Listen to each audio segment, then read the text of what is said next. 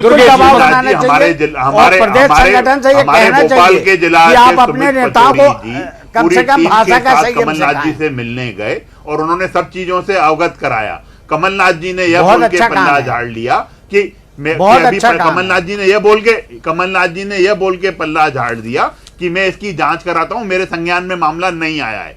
तो अगर एक कांग्रेस के जो प्रदेश का संगठन है, जो अध्यक्ष हैं, जो अनुभवी नेता है, अगर वो ये काशीनाथ जी अगर वह उस तरह की बात करेंगे तो निश्चित रूप से आज हमारे यहाँ पे अजय मिश्रा जी बैठे हैं, समाज के अध्यक्ष हैं, क्या वो इस बात से संतुष्ट हैं? क्या वो उनको जवाब देना चाहिए अजय जी को? अजय पूरा समाज नाराज है, बिल्कुल नहीं है, उनको भी प्रदर्शन करना चाहिए। क्योंकि काशीनाथ जी मैं आपको समाज बताऊंगा, आपने जो बोला कि ये राहुल गांधी जी का मैटर नहीं है, जो माननीय अध्यक्ष महोदय बीडी शर्मा जी ने तत्काल प्रभाव से उस मुद्दे पर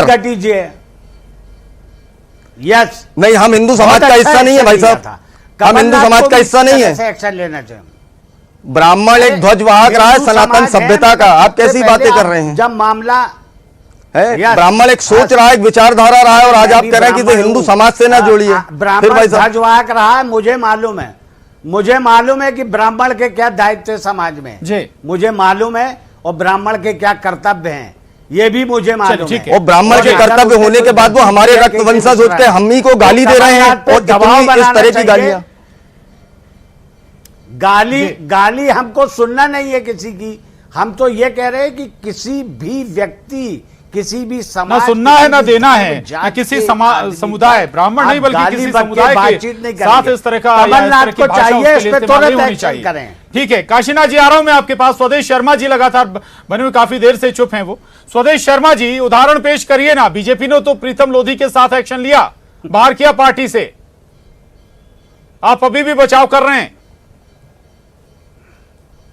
यही देख लीजिए, अगर प्रीतम लोधी को बाहर का रास्ता दिखाने का काम किया तो बीडी शर्मा जी ने किया, क्योंकि वो ओबीसी के ऐसे लीडर थे, ओबीसी के अच्छे नेता हुआ करते थे, उमा भर्ती के साथ रहे हैं। प्रीतम लोधी ग्वालियर चंबल संभाग में किसी परिचय के मोहताज नहीं है, लेकिन बाहर का रास्ता दिखा दिया जरा सी बात पर। और हम देख रहे हैं 5 लोगों को 10-10 फुट गहरे गड्ढे में गाड़ दिया, लेकिन कोई कार्रवाई नहीं हुई, उनको बचाने की कोशिश की गई। भारतीय जनता पार्टी के उमरिया के लोग, भारतीय जनता पार्टी डिंडोरी के लोग, हमने देखा होटल में पकड़ाए गए, रंगरेलियां मनाते हुए, कोई कार्रवाई नहीं हुई। भारतीय जनता पार्टी जाति को बांटने के चक्कर में राजनीतिक हथकंडा अपना रही है। और राजभवन मिश्रा जी का मिश्रा जी ने जो बात कही है, जो ब्राह्मण समाज को गाली दी है, वो इसकी पैरवी कर रहे हैं यहाँ पे। क्योंकि मैं समझता हूँ यहाँ पे अजय मिश्रा जी को भी बोलना चाहिए इस बात को। क्या वो इससे संतुष्ट है? अजय शर्मा जी खुद एक ब्राह्मण नेता है, मध्य प्रदेश के ब्राह्मण नेता है, और वो उस चीज को जायज ठहरा रहे हैं। ये तो मुझे मतलब ये कांग्रेस का बयान है, जिस तरह से स्वदेश शर्मा जी बोल रहे हैं कि कांग्रेस पार्टी भी इस बात को जायज मानती है कि ब्राह्मण समाज को जो गाली दी है वो सही है, क्योंकि उनके कांग्रेस के प्रवक्ता ये चीज पैरवी। स्वदेश शर्मा जी, स्वदेश शर्मा इस बात की पैरवी करते हैं।